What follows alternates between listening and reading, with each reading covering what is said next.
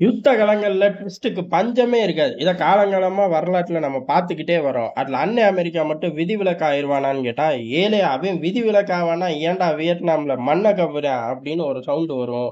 பின்னாடியே இன்னொரு சவுண்ட் வரும். ஆப்கானிஸ்தான்ல மட்டும் கோபுரமா கட்டிட்டான். இல்லையே, அங்கேயும் மண்ண தானே கவ்வினா. என்ன அங்க இமிடியேட், இங்க கொஞ்சம் காலதாமதம். இவ்வளவுதான் வித்தியாசமே ஒழிய, மத்தபடி மாற்றம் ஒண்ணும் கிடையாது. அதே மாதிரிதான் ஈரானையும் அந்த லிஸ்ட்ல சேர்த்துக்க போ அப்படின்னு சொல்லி அவங்க அமெரிக்க உளவுத்துறையே சொல்லிவிட்டாங்க. அமெரிக்க உளவுத்துறை சொன்னா நான் அது எப்படிடா சொல்லுவேன் அப்படின்னு கேட்டா, அமெரிக்க உளவுத்துறையில பேர் சொல்ல விரும்பாத அதிகாரி அமெரிக்க ஏஜென்சிக்கு சொல்லிட்டாரு. இப்படித்தானே இவனுங்க வண்டி ஓட்டுவாங்க.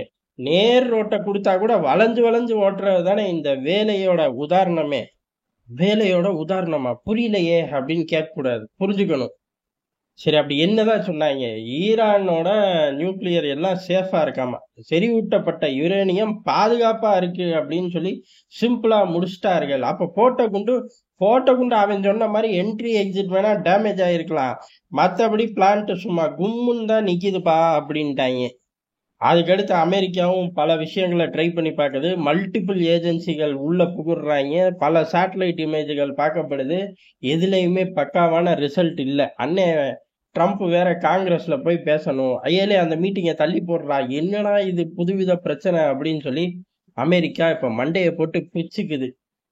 தாக்குதல் நடத்ததே வெற்றி அப்படின்னு வேணா சொல்லிக்கலாம். ஏன்னா ஈரானோட எல்லைகளுக்குள்ள போயிட்டு வெளில வந்துச்சு அப்படின்னு. ஆனா ஆபரேஷன் சக்சஸ் பேஷண்ட் அப்படின்னு சொல்லி கண்ணாடியை கழட்டுறதுக்கு நான் என்ன டாக்டராடா, அமெரிக்க அதிபர்ரா, வெற்றி ஒன்றுதான் எனக்கு வேணும் அப்படின்னு சொல்லி மனுஷன் கொஞ்சம் டென்ஷனா இருக்காராமா. டென்ஷனுக்கு என்ன பண்றது, ஒன்றும் பண்ண முடியாது. திருப்பி போய் தாக்கலாம். திருப்பி போய் தாக்குறதுக்கு முதல்ல யுரேனியத்தை கண்டுபிடிக்கணும். அந்த வேலையில அமெரிக்கா மும்மரமா இறங்கி இருக்கு. இப்படி அமெரிக்கா மும்மரமா இறங்கும் போது ஈரான் சில சேட்டைகளையும் செய்யுது. எந்த அளவுக்கு அப்படின்னா, ஏற்கனவே செத்து போன ஜெனரல் அப்படின்னு செத்து போயிட்டாருப்பா அப்படின்னு சொன்ன ஜெனரல்லாம் இப்ப பப்ளிக்கா நடமாட ஆரம்பிச்சிருக்காரு. அப்ப செத்து போலையா அப்படின்னு கேட்டா, நாங்க தான் அதை சொல்லவே இல்லையே அப்படின்னு சொல்லி இன்னொரு ஃபுட்டேஜும் வைரல் ஆகுது. யாரா அப்பேற்பட்ட நபர் அப்படின்னா, ஐஆர்ஜிசியோட கமாண்டர் தான், இஸ்மாயில் கானி தான் இந்த வேலையை பார்த்து விட்டாரு. இது ஒண்ணும் முதல் முறை இல்லையே, இந்த ஆளுக்கு இது பல முறை அப்படின்னு சொல்லலாம். சமீபத்துல கூட ஹிஸ்புல்லாவோட தலைவர் ஹசன் நசரல்லா மரணத்துக்கு அப்புறம் அவரோட உறவினர் பதவி ஏற்றார். அந்த பதவி ஏற்கல அபிஷியலா அறிவிக்கிறக்குள்ள அவருக்கு டிக்கெட் இஸ்ரேல் கிழிச்சு கொடுத்துச்சு.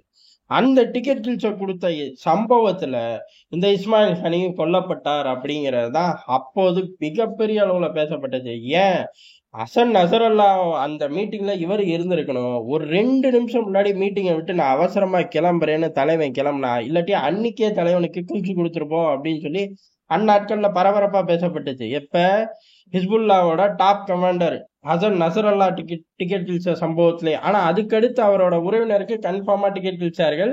அங்க இவருக்கும் கிழிச்சு புட்டோம் அப்படின்ட்டாங்க. யாரு, இஸ்மாயிலுக்கு கிழிச்சு புட்டோம் அப்படின்னாங்க. அதுக்கப்புறம் மீண்டும் ஒரு மீட்டிங்ல கமேனிக்கு பக்கத்திலே உட்கார்ந்து இருந்தார். யாருப்பா அது, ஐஆர்ஜிசி தளபதி இஸ்மாயிலா அப்படின்னு சொல்லி எல்லா பேரும் ஆச்சரியப்பட்டு போனாங்க. இப்ப 20 தளபதிகள் டிக்கெட் கிழிச்சப்ப அந்த ஆளும் சிக்குனாருன்னாங்க. இப்ப பார்த்தா அந்த ஆள் தெருவுல நடக்கிற மாதிரி ஃபுட்டேஜ் வருது.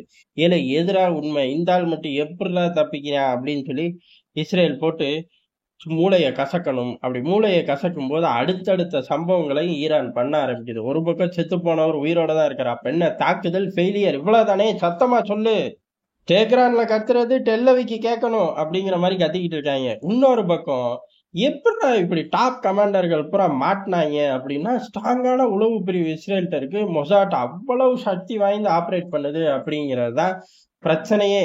அதாவது ஈரானுக்கு பிரச்சனை, இஸ்ரேலுக்கு மைலேஜ். இப்ப அந்த ஆட்கள் தான் மொசாட்டோட ஆட்கள் அப்படின்னு நினைக்கக்கூடிய ஆட்கள், சந்தேகத்துல இருக்கக்கூடிய ஆட்கள். அப்பெல்லாம் சந்தேகமே படாத, நேர டிக்கெட்டை கிழிச்சிரு அப்படின்னு சொல்லி தண்டனை அப்படிங்கிறது டம்மு டம்முன்னு அறிவிச்சு தூக்கிட்டு இருக்கார்கள். இதுலதான் மிகப்பெரிய ஒரு ஆள் மிஸ்ஸிங் அப்படின்னு தேடுறாங்க. ஏன் அப்படின்னா, நிறைய பேரை புடிச்சிட்டாச்சு, நிறைய பேரை தூக்கில போட்டாச்சு.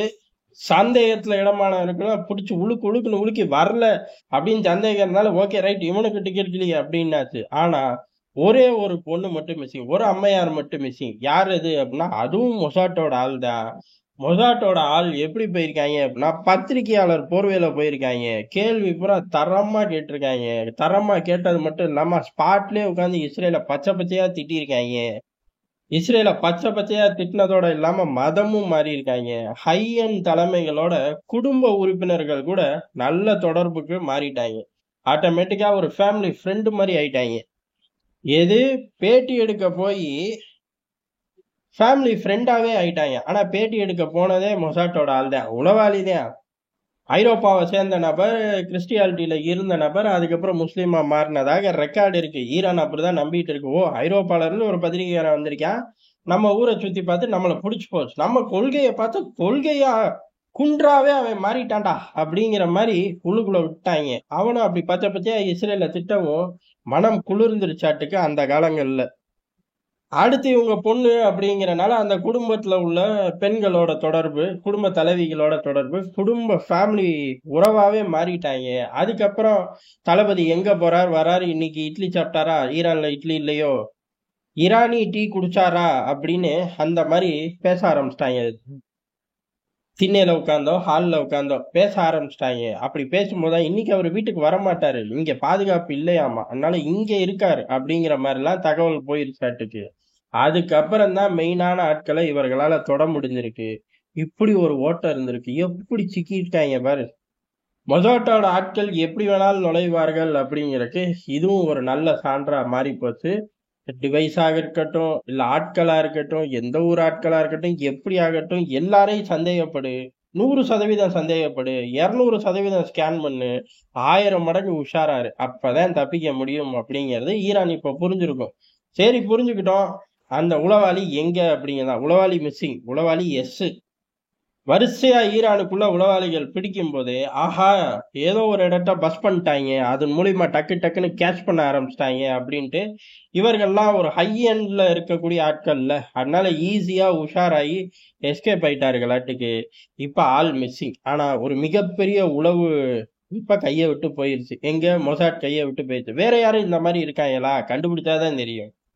இப்படி இஸ்ரேல் ஈரான் யுத்தத்துல 3 பிளேயர்களுமே ஏறக்குறைய ஜெயிச்சுட்டோம் அப்படிங்கிற மனநிலையிலையும் இல்ல, தோத்துட்டோம் அப்படிங்கிற மனநிலையிலையும் இல்லடா, பிரச்சனையே இன்னும் முடியல, இன்னும் 1000 விஷயம் இருக்கு அப்படிங்கிற மனநிலையில இருக்கார்கள் அப்படிங்கறதா யதார்த்தமான உண்மை. அப்ப அடுத்தடுத்து இன்னும் நிறைய இருக்குல்ல. அடுத்த பதிவுல பார்ப்போம்.